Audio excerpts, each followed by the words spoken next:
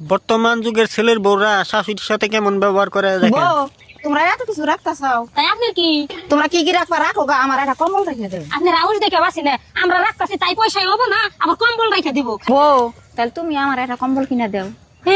খায়া কাম নাই আমার ঠানা আছে 500 টাকা দেহার না কম্বল টম্বল কিনে। বউ, তাহলে তুমি কি কিনা দিয়ে হারবা? আম্মা আমার তো পয়সা নাই, আমি এই বুজির কাছে চাইতেছি এই বুজির কাছে চাইতেছি। চাষি এমবুরা হন, আপনার কোনটা পছন্দ হয় কম্বল দেবেন সে নেন। আমার কাছে তো পয়সা নাই বাঁচতে। পারলে পয়সা দিয়েন, না পারলে না দিয়েন, তা আপনি কম্বলটা নিয়ে যান। মজা হয়। খারান আপনি যে মাগনা কম্বল নিয়ে গেতাছেন ক্যাঙ্গো মান সম্মান নাই কম্বল ঘুরিয়ে দেন।